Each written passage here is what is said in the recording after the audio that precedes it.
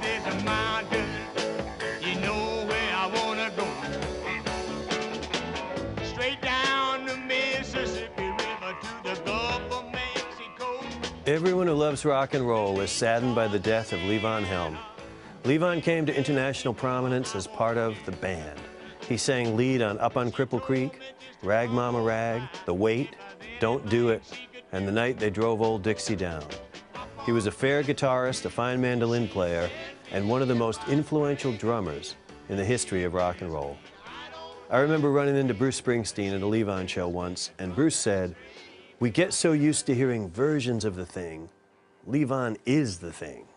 The night they drove old Dixie down, when all the bells were ringing. The band's legacy was immortalized in Martin Scorsese's 1976 film, The Last Waltz, after which they went their separate ways.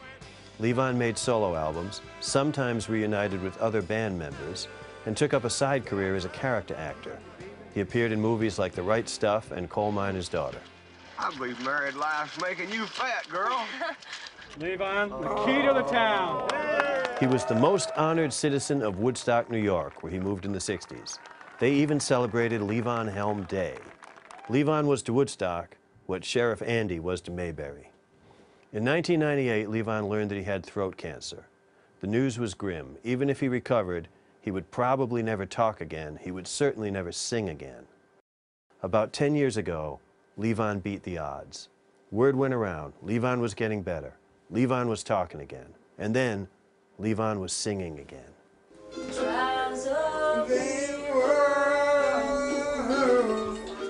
In the winter of 2004, he had a lot of medical bills, so he and his friends hatched an idea. They would hold a concert in Levon's barn in Woodstock and invite local fans to chip in money for the show and, by the way, bring some pies and cake so everybody could eat. This was the birth of Levon's Midnight Ramble. Well, I got me a woman, she's a pretty good woman at that. We live with a monkey and a Chinese acrobat.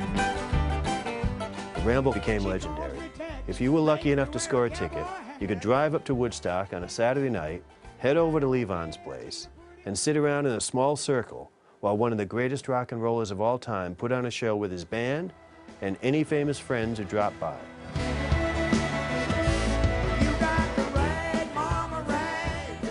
Last time I went, the music started at 7:30 and was still going long after midnight. If anybody complained to me about the sad state of rock music, I'd say, if you're looking for real rock and roll, it's alive and well in Levon Helm's barn. And when I die, oh, pick me up and stand by me. The last 10 miraculous years gave Levon a sort of extended victory lap. Fans got to tell him how much they loved him, musicians lined up to honor him, and Levon made 3 new albums, each of which won the Grammy Award.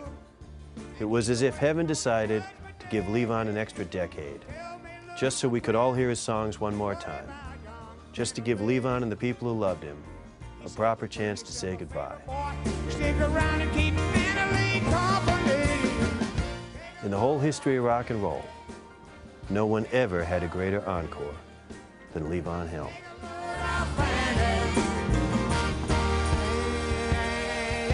You put the